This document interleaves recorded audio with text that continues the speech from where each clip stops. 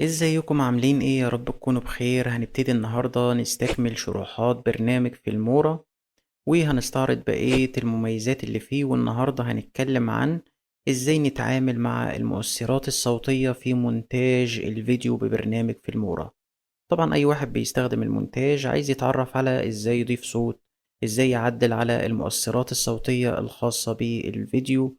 النهاردة هنتعلم ده بإذن الله، فتابعونا.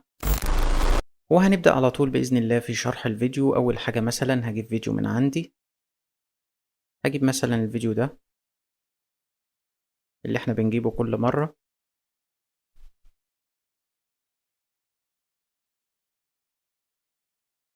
أنا دلوقتي الفيديو اللي أنا حطيته ده، طبعا عشان أخلي الفيديو امتداده كبير شوية بروح مزوم هنا عشان إيه الفيديو يبقى كبير شوية وأعرف أعمل المونتاج بتاعي. أنا دلوقتي الفيديو ده نازل بمؤثرات صوتية. أنا دلوقتي هفصل المؤثر الصوتي ده وأضيف مؤثر صوتي تاني. أول حاجة زي ما احنا اتعلمنا في فيديو قبل كده هنعمل كليك كده ودي تك اوديو، وهنيجي على الاوديو اللي تحت ده ونروح عاملين له ديليت. كده الفيديو بدون صوت خالص. هاجي بقى على قسم الاوديو اللي موجود فيه برنامج فيلمورا، هلاقيه بيوفر لي اصوات كتير جدا جدا جدا. هتبدأ انت تعاين كل فيديو،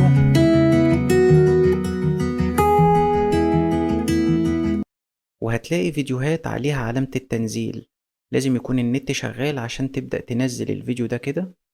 تضغط عليه ضغطتين كده بيتحمل، وده مؤثر صوتي يعني نغمة.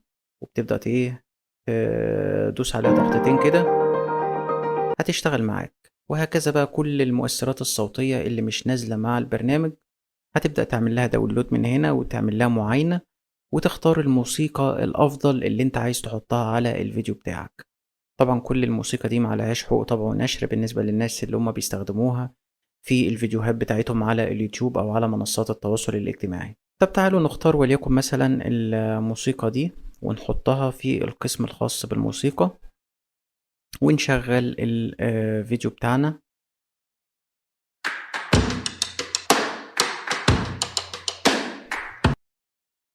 طبعا الموسيقى طلعت أكبر من الفيديو. طب أنا أعمل إيه؟ الموضوع بسيط جدا. بتيجي هنا على آخر الفيديو وتعمل قص من المقص ده، أو تعمل قص من هنا. لكن أنت بتعمل قص من هنا وتيجي على الجزء الأخير ده تضغط عليه ضغطة وتعمل ديليت. وتيجي بقى هنا في حتة لسه زيادة، بتروح محدد من آخرها كده هتلاقي المؤشر اتعمل بحاجة زي صليبة كده، وتروح زائق لحد ما يجي لك الخط الأزرق اللي هو بيساوي لك الأجزاء مع الفيديو بتاعك. تعالوا بقى كده هتشغل هتلاقي الفيديو ماشي بالموسيقى دي.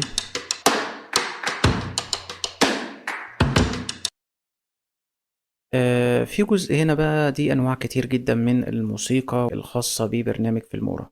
هتبدأ تتعرف عليها، منها الروك ومنها الفولك ومنها الإلكترونيك. يعني أنواع كتير من الموسيقى اللي ممكن تضيفها للفيديوهات بتاعتك. عندك بقى بالنسبة للساوند إفكت، دي الأصوات اللي بيستخدموها الناس، مثلا صوت ضربة، صوت انتقال، مؤثر انتقالي.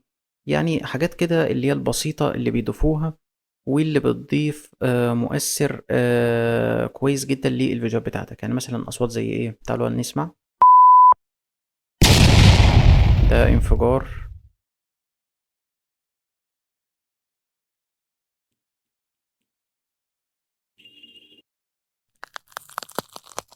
يعني ببساطة دي مؤثرات أو ساوند إفكت للتحركات البسيطة اللي انت بتعملها في الفيديو بتاعك، وبتدي الفيديو بتاعك روح بشكل كبير جدا.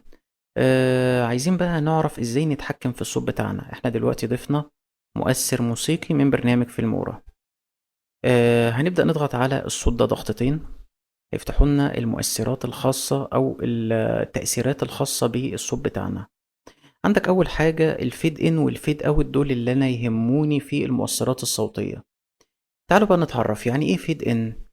فيد إن يعني إن الدخلة بتاعة الفيديو الموسيقي بتاعك تبقى واطية ويبدأ يعلى تدريجي. تعالوا كده نجربها، نزود هنا كده. شايفين حصل إيه؟ حصل إن الفيديو هيبدأ من وضع سكون ويبدأ يعلى تدريجي. تعالوا نسمع.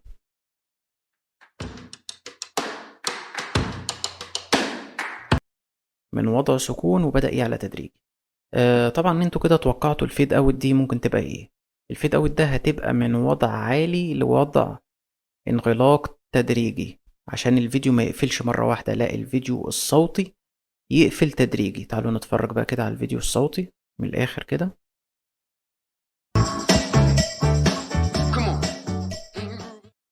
الصوت بدأ يوطى يوطى يوطى يوطى لحد ما فصل خالص، على عكس التانية الصوت بدأ يعلى بشكل تدريجي لحد ما بقى الأعلى نقطة. ده بالنسبة للفيد إن والفيد أوت هيفيدوك جدا في مونتاج الفيديو بتاعك. عندك الأداة دي هي كمان، الأداة اللي هي ال Remove Background Noise، دي أداة كويسة جدا. هتستخدمها لأن مثلا لو في ضوضاء في خلفية الموسيقى بتاعتك بتعمل لها إزالة على طول. ودي بالنسبة للحاجات اللي أنا كنت عايزك تعرفها في المؤثرات الصوتية، إزاي تعمل فيد إن وإزاي تعمل فيد أوت وإزاي تعمل إزالة للضوضاء اللي موجودة في الخلفية، وإزاي تركب مقطع موسيقي وتشيل مقطع موسيقي. يا رب تكونوا استفدتم من الفيديو، وإلى اللقاء في شرح جديد من شروحات قناة أسرجي. مع السلامة.